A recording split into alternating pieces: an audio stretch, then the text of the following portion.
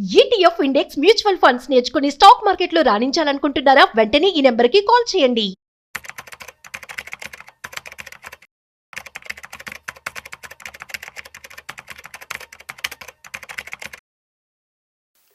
Investment అంటేనే డబ్బు పెరిగే అవకాశాల కోసం వెతకడం.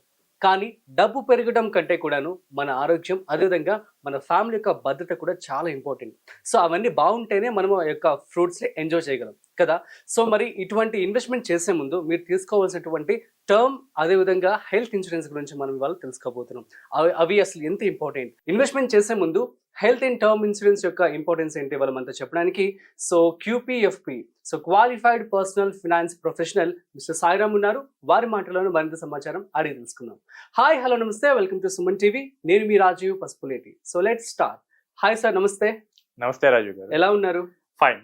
యా, సో చెప్పండి. యాక్చువల్ ఇన్వెస్ట్మెంట్ అంటేనే ఒక ఇప్పుడు పెట్టుబడి పెడితే ఫ్యూచర్లో వచ్చే డబ్బుతో ఎంజాయ్ చేయడం. కానీ మన హెల్త్ అండ్ మన ఫ్యామిలీ యొక్క ఆరోగ్యం బాగోకపోతే ఆబ్వియస్లీ వీ కాంట్ ఎంజాయ్ కదా. సో మరి ఒక ఇన్వెస్ట్మెంట్ చేసే ముందు హెల్త్ అండ్ టర్మ్ ఇన్సూరెన్స్ అనేది ఎంత ఇంపార్టెంట్ అంటే ఏమని చెప్తారు? సింపుల్ గా చెప్పాలంటే ఎవరు ఇన్సూరెన్సెస్ గురించి మాట్లాడటానికి ఇష్టపడరు. ట్రూ. ఇన్సూరెన్స్ మనీ ఎప్పుడు వస్తుంది అంటే ఒకరు పోయిన తర్వాత, లేదా ఏదైనా హెల్త్ కండిషన్ డిటోరియేట్ అయితే. కొంత ఒక డైలాగ్ కూడా, నేను చనిపోయిన తర్వాత వచ్చే డబ్బు ఎందుకు అన్నట్టు కూడా వాడుతుంటారు. సో అసలు చాలా అండర్ పెనిట్రేటెడ్ గా ఉంది మనకి. ఎగ్జాక్ట్లీ. అసలు ముందు ఇన్వెస్ట్మెంట్స్ కన్నా ముందు ఇన్సూరెన్స్ అనేది ఇంపార్టెంట్. ట్రూ. పర్సనల్ ఫైనాన్స్ లో first step insurances. So it's all about protecting your assets. అవును. సో ఫస్ట్ టర్మ్ ఇన్సూరెన్స్ అంటే ఏంటో చూద్దాం. It's purely protection plan. అవును. సో ఒక ఫ్యామిలీకి పర్సన్ గనక, ఎర్నింగ్ మెంబర్ గనక లేకపోతే ఆ రిస్క్, ఎమోషనల్ రిస్క్ లాస్ అవుతుంది, అండ్ ఫైనాన్షియల్ గా కూడా లాస్ అవుతుంది. ట్రూ. సో ఫ్యామిలీ డిపెండెంట్స్ అందరూ ఇబ్బంది పడాల్సి వస్తుంది. అవును. సో ఈ ఫ్యామిలీ ఫైనాన్షియల్ గా డిపెండెన్స్ అయ్యే దాన్ని టర్మ్ ఇన్సూరెన్స్ అనేది అవాయిడ్ చేయగలుగుతుంది. సో ఒక వ్యక్తి నెలకి ₹1,00,000 సంపాదిస్తున్నాడు అనుకోండి. సో ఆయన ఫ్యామిలీ దాని మీద డిపెండ్ అయి ఉంటుంది. ఎగ్జాక్ట్లీ. సో మనిషి లేకపోతే వాళ్ళకి ఇన్కమ్ అనేది ఉండదు. అవును. సో వాళ్ళ లైఫ్ స్టైల్ అనేది క్షీణిస్తుంది. ట్రూ. అంతకుముందు ఒక మంచి సొసైటీలో ఉండే వాళ్ళు ఇప్పుడు కొంచెం తక్కువలో ఉండాల్సి వస్తుంది. అదే టర్మ్ ఇన్సూరెన్స్ కనుక తీసుకుంటే సింపుల్ గా ఆ ఇన్కమ్ లాస్ ని టర్మ్ ఇన్సూరెన్స్ కంపెనీ ప్రాసెస్ చేయగలదు. అవును. సో ఆయన కనుక ఒక ₹1,00,00,000 ఇన్సూరెన్స్ ఉంటే గనక నామినీకి ₹1,00,00,000 ఇచ్చేస్తారు. ఓకే. సో మరి ఇటువంటి టర్మ్ ఇన్సూరెన్స్ తీసుకునేటప్పుడు ఎటువంటి జాగ్రత్తలు తీసుకోవాలండి? అంటే కొన్ని వార్తలు మనం వింటూ ఉన్నాం. సో టర్మ్ ఇన్సూరెన్స్ తీసుకున్న తర్వాత సో వాళ్ళ వైఫ్కి టర్మ్ ఇన్సూరెన్స్ అనేది రాకపోవడం, సో నామినీ ఇష్యూస్ కావచ్చు, లేదంటే నేమ్ మిస్టేక్స్ కావచ్చు. సో ఎటువంటి జాగ్రత్తలు తీసుకోవాలి అసలు టర్మ్ ఇన్సూరెన్స్ తీసుకునే ముందు? ముఖ్యంగా ఫస్ట్ ఏంటంటే ప్రపోజల్ ఫామ్ ఉంటుంది. సో ప్రపోజల్ ఫామ్ ని అతి జాగ్రత్తగా ఫిల్ చేయాలి. అవును. సో నా దగ్గర చాలా మంది చేసే మిస్టేక్ ఏంటంటే వాళ్ళ ప్రీవియస్ ఇన్సూరెన్స్ పాలసీస్ గురించి చెప్పకపోవడం. అవునా? ఇప్పుడు ఏంటంటే కోవిడ్ తర్వాత అవేర్నెస్ పెరిగి చాలా మంది తీసుకుంటున్నారు టర్మ్ ఇన్సూరెన్స్. అవునవును. సో అంతకుముందు ఎల్ఐసీలు కడతారు, లేదా ఏదైనా కంపెనీలో ఎండోమెంట్ పాలసీస్ కడతారు. దాని గురించి చెప్పకపోతే ఈ ఒక్క రీజన్ పెట్టేసి క్లెయిమ్ రిజెక్ట్ చేయొచ్చు కంపెనీ. ఓకే. నెక్స్ట్ మన నామినీ డీటెయిల్స్ ని సరిగ్గా అప్డేట్ చేయకు. సో మరి ఒక చోట మనం ఇన్సూరెన్స్ తీసుకుంటే ఇంకొక చోట తీసుకోకూడదు అసలు? తీసుకోవచ్చు, కానీ చెప్పి తీసుకోవాలి. ఓకే. ఇది ఎందుకు పెట్టారంటే ఒక పర్సన్ కి 2 కోట్ల ఎలిజిబిలిటీ ఉంది. అవును. నాకు ఆల్రెడీ ఎక్స్ అనే కంపెనీ దగ్గర 2 కోట్లు తీసుకున్నా. నేను వై అనే కంపెనీ దగ్గరికి వెళ్ళి నాకు ఏమి ఇన్సూరెన్స్ లేదని చెప్పి ఇంకో 2 కోట్లు తీసుకుంటే సో ఆయన ఎలిజిబిలిటీ కన్నా ఎక్కువ తీసుకుంటున్నాడు. అదే కరెక్ట్. సో ఇక్కడ ఏంటంటే అట్మోస్ట్ గుడ్ ఫెయిత్ అనే ప్రిన్సిపల్ ని మనం వైలేట్ చేసాం. అవును. ఇన్సూరెన్స్ కంపెనీకి మన గురించి ఏం తెలియదు. సో అప్పుడు ఏంటి, మనదే బాధ్యత మొత్తం ఇన్సూరెన్స్ కంపెనీ గురించి, మన ఇది ఆదాయం, సో నాకు ఇలాంటి వనరులు ఉన్నాయి, ఇన్కమ్ రిసోర్సెస్, నాకు ఇలాంటి ఇన్సూరెన్స్ పాలసీస్ ఉన్నాయి, సో ఇవి మనం చెప్పాలి. ఓకే.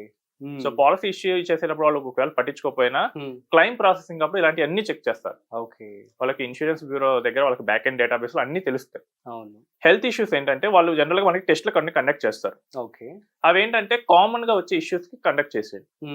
అవి కాకుండా ఇంకేమైనా ఉంది, అవి మనం దాచిపెట్టాం, అవేంటంటే మనం ఇంటెన్షనల్ గా కావాలని దాచిపెట్టినట్టు కంపెనీ కనుక ప్రూవ్ చేయగలిగితే మనం క్లైమ్ రిజెక్ట్ చేయొచ్చు. అవును.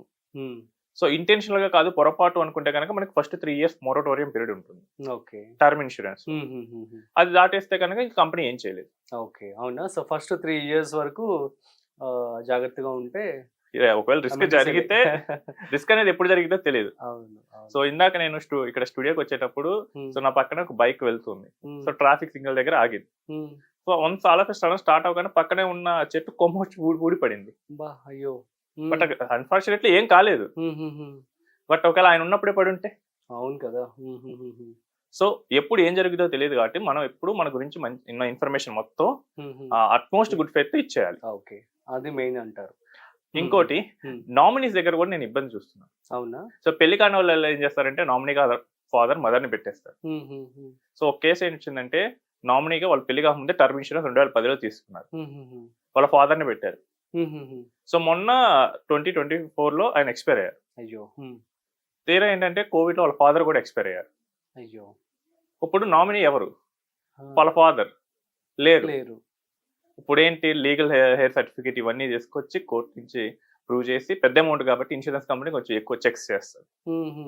సో ఇవన్నీ చేయాల్సి వస్తుంది. ఓకే. ద మూమెంట్ మనం నామినీ, మనకి డిపెండెంట్స్ వచ్చారు, వైఫ్ వచ్చారు, వెంటనే నామినీ అప్డేట్ చేసుకోవడం బెటర్. ఇది సింపుల్ ఆన్లైన్ లో చేసుకునే ప్రాసెస్. ఓకే. సో ఈ 3 జాగ్రత్తలు అనేది మనం ఖచ్చితంగా తీసుకుంటే క్లైమ్ విషయంలో పెద్దగా సవాళ్ళు ఎదురవు. ఓకే. మరి టర్మ్ ఇన్సూరెన్స్ ఏ ఏజ్ లో తీసుకుంటే బెటర్, అదే విధంగా ఎంత తీసుకుంటే బెటర్? సో మీరు కనుక ఫినాన్షియల్లీ వెల్ అనుకుంటే యాజ్ ఎర్లీ యాజ్ పాసిబుల్ తీసుకోండి. ఓకే. అంటే ద మూమెంట్ మీరు 25 years లోనే జాబ్ లో చేరారు, మీకు పెద్ద రెస్పాన్సిబిలిటీస్ లేవు, అలాంటప్పుడు జనరల్ గా టర్మ్ ఇన్సూరెన్స్ ఎవాల్యుయేట్ చేయడం కొంచెం కష్టంగానే ఉంటుంది. అవును. కానీ టర్మ్ ఇన్సూరెన్స్ అనేది మీ ఏజ్ పెరిగే కొద్దీ ప్రీమియం పెరుగుతూ ఉంటుంది. సో నేను నా దగ్గరకు వచ్చే కేసెస్ లో కూడా నేను 2023లో వాళ్ళకి ఎందుకు టర్మ్ ఇన్సూరెన్స్ అనుకున్నాను. బట్ ఇప్పుడు వాళ్ళకి మ్యారేజ్ అయింది, సరే ఇప్పుడు చూద్దాం అనుకున్నప్పుడు ప్రీమియమ్స్ 20-30% పెరిగాయి. సో మనకి ఇక్కడ టర్మ్ ఇన్సూరెన్స్ లో అంటే ఎర్లీగా తీసుకుంటే అదే ప్రీమియం ఉంటుంది. ఓకే. సో మీకు ఎగ్జాక్ట్ రిక్వైర్మెంట్ తెలియనప్పుడు సే నార్మల్ గా మీ సాలరీకి 10 times or 15 times అన్న తీసుకోండి. ఓకే. వన్స్ డిపెండెన్స్ వచ్చిన తర్వాత మనకి ఎగ్జాక్ట్ రిక్వైర్మెంట్ తెలుస్తుంది. మన సాలరీకి 10 to 15 times స్టార్టింగ్. ఒకవేళ మనకి ఏంది డిపెండెన్స్ లేరు అనుకున్నప్పుడు మనకి రిక్వైర్మెంట్ తెలియదు, అప్పుడు 10 to 15 times తీసుకుంటే రేపు ఫ్యూచర్ లో మ్యారేజ్ అవుతుంది, మనకి రెస్పాన్సిబిలిటీస్ పెరుగుతాయి, అప్పుడు మనకి ఎగ్జాక్ట్ రిక్వైర్మెంట్ తెలుస్తుంది. ఓకే. ఇది ఒక కేసు చెప్తాను. సో నా దగ్గరకు ఒక క్లయింట్ వచ్చారు. Okay. So 30 years married, home loan తీసుకున్నారు. సో హోమ్ లోన్ కి 55 lakhs పెట్టారు. ఓకే. సో ఆయనకి శాలరీ నెలకి ₹1,00,000 వస్తుంది. సో ఆయనకి రిక్వైర్మెంట్ అనాలిసిస్ చేశారు. ఆయన నాకు ₹1,00,00,000 సరిపోయింది అన్నాడు. సో ఒకసారి ఎవాల్యుయేట్ చేద్దాం. సరే మీరు ఫ్యామిలీకి ఆల్మోస్ట్ 5 to 6 lakhs స్పెండ్ చేస్తున్నారు కదా, పిల్లలు కూడా ఉన్నారు, ఇన్ కేస్ మీ ఆప్షన్స్ లో ₹1,00,00,000 వస్తుంది. సో ఫ్యామిలీ ఎమోషనల్ గా లాస్ అయినప్పుడు రిస్కీ ఇన్వెస్ట్మెంట్లు చేయగలరా? నెవర్. వాళ్ళు మ్యూచువల్ ఫండ్ లో పెట్టరు, వాళ్ళు రిస్క్ ఎక్కువ ఉండే ప్రోడక్ట్ లో స్టాక్స్ లో పెట్టరు. ఎగ్జాక్ట్లీ. వాళ్ళు పెడితే రియల్ ఎస్టేట్ సేఫ్ గా కనిపిస్తుంది కాబట్టి, లేదా bank FD. So real estate లో పెడితే రెంట్ ఎంత వస్తుంది? ₹1,00,00,000 ప్రాపర్టీ హైదరాబాద్ లో కొన్నా కానీ 25,000 30,000, అంటే ఇయర్లీ 3.6 మాక్సిమం. సో దాంతో పిల్లలకి ఫీజులు ఎలా కడతారు? కష్టం. తక్కువ స్కూల్కి వెళ్ళాలి. నెక్స్ట్ ఒకవేళ ఎఫ్డి చేసామనుకోండి 7 lakhs రావచ్చు ఇయర్ కి. సో వాళ్ళకి ఈ ప్రెసెంట్ బాగానే సరిపోతుంది. సే ఒక 5 years తర్వాత ఏమవుతుంది? పెరుగుతారు, పిల్లలు పెరుగుతారు, ఖర్చులు పెరుగుతాయి, అప్పుడు 9 lakhs అవ్వచ్చు రిక్వైర్మెంట్. కానీ మీరు చూస్తుంటే ఇంట్రెస్ట్ రేట్లు అనేవి గత 20 ఏళ్ల నుంచి తగ్గుతూనే వస్తున్నాయి. అవును. వాడు అప్పుడు నేను 7 లక్షలు ఇవ్వను 6 లక్షలు ఇస్తా అంటాడు. అసలు రీసెంట్ గానే మొన్న ఆర్బీఐ తగ్గించేసింది. ఒకవేళ ఇంకా ఇదే కాన్స్టెంట్ గా వచ్చింది అనుకున్నా కానీ 6 లక్షలు వస్తాయి. సో 6 లక్షలు వస్తే వాళ్ళకి 9 lakhs రిక్వైర్మెంట్ ఉంటే 6 lakhs ఉంటే ఏం చేయాలి? సో మనకి ఏంటంటే మన డిపెండెన్స్ టిల్ రిటైర్మెంట్ వరకు ఎంత అమౌంట్ తో సర్వే అవ్వగలరు, సో అది చూసుకోవాలి. ప్లస్ లోన్ అమౌంట్స్ ఏవైనా ఉన్నాయా? ఎందుకంటే మనకి పర్సన్ లేనప్పుడు వెంటనే బ్యాంకర్స్ వచ్చేస్తారు, ఇన్సూరెన్స్ అమౌంట్ మీద వాళ్ళకే రైట్ ఉంటుంది. సో లోన్ అమౌంట్స్ ఎంత ఉన్నా కానీ వాటిని కూడా యాడ్ చేసుకొని తీసుకోవాలి. సో ఇవేమీ తెలియనప్పుడు 10 to 15 times కెరియర్ స్టార్టింగ్ లో ఉంటే తీసుకోవచ్చు. ఓకే. బట్ మాక్సిమం ఎంత చెప్తారు ఒక ఫ్యామిలీ ఉన్న పర్సన్ కి? 4 members ఎగ్జాంపుల్. అదే ఎంత డిపెండెన్స్ ఉన్నారు, ఎంత రిక్వైర్మెంట్ ఉంది, లోన్స్ ఎంత ఉన్నాయి. సో ఇందాక చెప్పిన కేసులో ఒక 2.5 crores తీసుకోవచ్చు. ఎందుకంటే 2 crores పెడితే అది ఈవెన్ ఎఫ్డీలో పెట్టినా కానీ ఇయర్లీ మనకి 12 lakhs 14 lakhs వస్తాయి కాబట్టి ఆ మిగతా అమౌంట్ వాళ్ళు ఇంకెక్కడైనా పెట్టి గ్రో చేసుకోగలరు. ఫైన్ అండి, సూపర్. సో మరి నెక్స్ట్ వచ్చేసి హెల్త్ ఇన్సూరెన్స్ గురించి కూడా చెప్పండి. సో హెల్త్ ఇన్సూరెన్స్ అంటే అసలు చాలా మంది అవేర్నెస్ లేనప్పుడు ఏమన్నారంటే నాకెందుకు అవుతుంది. కోవిడ్ తర్వాత అయితే అందరి దృక్పథం అయితే మారిందని చెప్పాలి. చాలా వరకు చేంజ్ వచ్చింది. హాస్పిటల్ బిల్స్ వాళ్ళు చూశారు, 20 లక్షలు 30 లక్షలు అసలు చాలా కామన్ అయిపోయాయి. అవును. అసలు హెల్త్ ఇన్సూరెన్స్ ఎందుకు తీసుకోవాలంటే ఆల్ ఆఫ్ ఎ సడన్ మనకి హాస్పిటలైజేషన్ అయితే ఆ హాస్పిటల్ బిల్ మనం పే చేయగలమా లేదా. అవును. చిన్న అమౌంట్లు అయితే పర్వాలేదు, 2000 3000 ఓపీడీలు అయ్యే అయితే పర్వాలేదు, లేదు 1,00,000 2,00,000 అయినా కానీ most of the families survive చేయగలవు. అవును. బట్ 5 లక్షలు వచ్చాయి, 10 లక్షలు వచ్చాయి, ఎవ్వరు కట్టరు ఆ టైంలో ఎమర్జెన్సీలో. మీ డియరెస్ట్ ఫ్రెండ్ అడిగినా కానీ వాళ్ళు కూడా ఆల్ ఆఫ్ ఎ సడన్ అయితే ఎవరు తీసుకొస్తారు. నోబడీ. సో డబ్బు కట్టనే ట్రీట్మెంట్ స్టార్ట్ చేయరు హాస్పిటల్లో. అవును. అదే మీరు కనుక ఒక హెల్త్ ఇన్సూరెన్స్ పాలసీ తీసుకుంటే ఆ insurer is bound to pay the amount. అవును. సో అందుకని మనం మెడికల్ ఎక్స్పెన్సెస్ కి మన ఇన్వెస్ట్మెంట్స్ ఏమి సేల్ చేయకుండా మనం ఏమి ఆ టైంలో వరి అవ్వకుండా ఉండాలి అంటే గనక ఒక హెల్త్ ఇన్సూరెన్స్ అనేది కంపల్సరీ. ఓకే. మరి ఏ ఏజ్ లో తీసుకుంటే బెటర్, ఎంత కవరేజ్ తీసుకుంటే better? As early as possible. అంటే మనకి మినిమం ఇచ్చేది 91 days. అవును. అంటే ఫస్ట్ పుట్టిన వెంటనే ఇవ్వరు. So first 90 days survival period పెడతారు insurance companies. Okay. So 91 days వచ్చిన ప్రతి ఒక్కళ్ళు తీసుకోవాలి. Okay. Up to life long. ఇక ఎంత తీసుకోవాలంటారా? చెప్పండి, ఎంత తీసుకోవాలి? నేనైతే పర్సనల్ గా అన్లిమిటెడ్ పాలసీస్ తీసుకోమని చెప్తా. అవునా? లేదు కుదరదు బడ్జెట్ ప్రాబ్లమ్ అంటే కనుక 1 CR అట్లీస్ట్ 25 lakhs అయినా కానీ తీసుకోండి. ఎందుకంటే medical inflation is growing at 13-14%. Okay. అంటే మీకు 13-14% అంటే కనుక ఎవ్రీ 10 years కి 4 times అయిపోతాయి సర్జరీ కాస్ట్స్. సో ఎవరు నమ్మరు కానీ సో ఒక 10 years బ్యాక్ ఉన్న కాస్ట్లు ఇప్పుడు కనుక చెక్ చేసుకుంటే ఇది అర్థమైపోతుంది. మెడికల్ ఫీల్డ్స్ లో అడ్వాన్స్మెంట్లు రావడం వల్ల టెక్నాలజీని ప్రతిసారి అప్గ్రేడ్ చేస్తున్నారు. హాస్పిటల్స్ కూడా ఇక అనివార్యం, కొత్త టెక్నాలజీ వాడకపోతే కస్టమర్లు వెళ్ళిపోతున్నారు. సారీ, హాస్పిటల్ కూడా ఇది అనివార్యం, కొత్త టెక్నాలజీ వాడకపోతే పేషెంట్స్ వెళ్ళిపోతున్నారు. అవును. సో అందుకని వాళ్ళు కూడా కొత్త కొత్త టెక్నాలజీస్ మీద ఇన్వెస్ట్ చేస్తున్నారు. ఆ భారం ప్రైవేట్ కార్పొరేట్ హాస్పిటల్సే కాబట్టి మన పేషెంట్స్ మీదే వేసేస్తాయి. ఓకే. సో దాన్ని మనం భరించాలి అంటే కనుక ఒక పెద్ద హెల్త్ ఇన్సూరెన్స్ అనేది కావాలి. ఓకే. ఒకవేళ మీ ఫ్యామిలీలో కానీ మీ చుట్టుపక్కల కానీ మీ నైబర్స్ లో కానీ అసలు ఇంతవరకు హాస్పిటలైజేషన్ అవ్వలేదు అంటే మీరు తీసుకోకండి. ఓకే.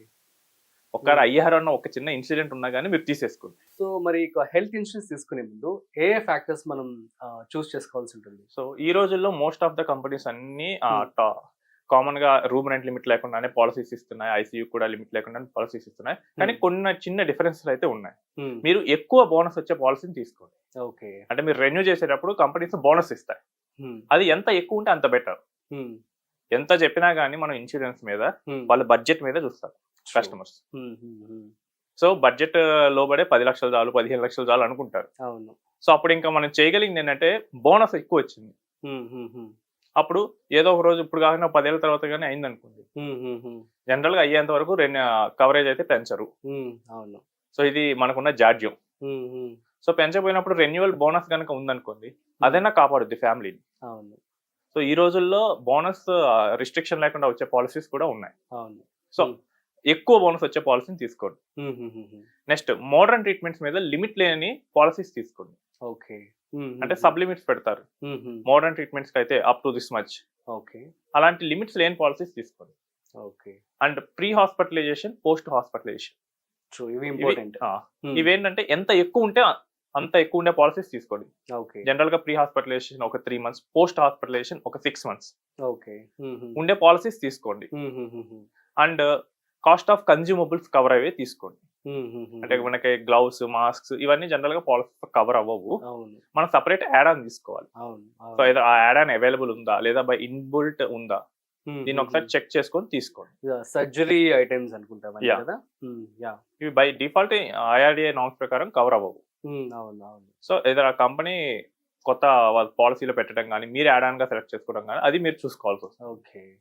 సో ఈ జాగ్రత్తలన్నీ సెలెక్ట్ చేసుకొని మీరు చూసుకోవాల్సి వస్తుంది. మరి హెల్త్ ఇన్సూరెన్స్ తీసుకున్నాం కానీ కొంతమంది ఏంటి అంటే మాకు ఆఫీస్లో ఎంప్లాయీ ఇన్సూరెన్స్ కూడా ఉందని చెప్పి అంటూ ఉంటారు. సో అలాంటి వారు కూడా మళ్ళీ సపరేట్ తీసుకుంటే బెటరా లేకపోతే ఉంటే సరిపోతుంది అంటారా? సో దీనికి నేను చెప్తానండి, నాకు ఒక క్లయింట్ ఉన్నారు. సో బెంగళూరులో 8,000 కోట్ల కంపెనీకి అధిపతి. అమేజింగ్. ఆయనకి కంపెనీ ఇన్సూరెన్స్ మాత్రమే ఉంది, 10 లక్షలు ఇస్తుంది అంతే.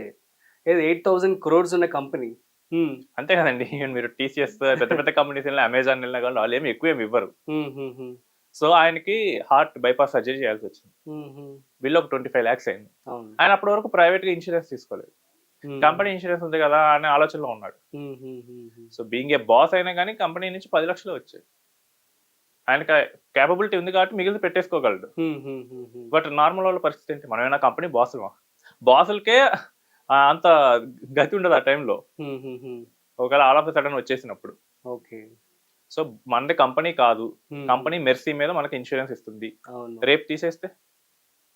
అండ్ నా దగ్గర ఒక కేసు వచ్చింది, వెల్స్ ఫార్గోలో ఉన్నారు ఎంప్లాయీ, వాళ్ళ ఫాదర్ కి ఇన్సూరెన్స్ కోసం ఆయన కంపెనీలో ఉంటున్నాడు. ఆయనకున్న ప్రీ ఎగ్జిస్టింగ్ ఇష్యూస్ వల్ల బయట ఎక్కడ ఇవ్వట్లేదు. సో ఎవ్రీ ఇయర్ ట్రీట్మెంట్ కోసం ఆల్మోస్ట్ 7 lakhs ఖర్చు అవుతాయి. సో ఆయనకేంటి శాలరీ 30 lakhs లోనే ఉంటున్నాడు, పెద్దగా హైక్ రావట్లేదు. ఎందుకంటే మీరు వేరే దానికి వెళ్ళొచ్చు అంటే, నేను వేరే దానికి వెళ్ళొచ్చు కానీ అక్కడ పేరెంట్స్ కి ఇన్సూరెన్స్ ఇవ్వట్లేదు అని చెప్పేసి ఇప్పుడు ఓన్ గా ట్రై చేద్దామంటే తీసుకోవట్లేదు అంట. అయ్యో. ఇదే ముందుగానే తీసుకొని ఉంటే కనుక ఓన్ గా పాలసీ ఇష్యూస్ ఏమీ రావు. ఎప్పుడు మనం వేరే వాళ్ళ మెర్సీ మీద డిపెండ్ అయి ఉండకూడదు, మన ఓన్ గా మనం పాలసీని అనేది తీసుకోవాలి. సో సూపర్ అండి సాయిరామ్ గారు, చాలా మంచి విషయాలు అయితే మీరు చెప్పడం జరిగింది. సో గైస్ అర్థమైంది కదా, హెల్త్ అండ్ అదేవిధంగా టర్మ్ ఇన్సూరెన్స్ రెండు కూడా చాలా చాలా ఇంపార్టెంట్ మీరు ఏదైనా ఇన్వెస్ట్మెంట్ చేసుకునే ముందైతే. సో కాబట్టి ఇవి ఫస్ట్ మీరు తీసుకోండి. అయితే దీనికి సంబంధించి ఏమైనా డౌట్స్ కనుక మీకు ఉన్నట్లయితే కామెంట్ చేయండి. సో కింద స్క్రోల్ అవుతున్నటువంటి నెంబర్కి సో సాయిరామ్ గారు మీకు ఎక్స్ప్లెయిన్ చేస్తారు. So that's it. మరొక ఇంట్రెస్టింగ్ కాంటెంట్తో మళ్ళీ కలుద్దాం. అంతవరకు చూస్తూనే ఉండండి సుమన్ టీవీ.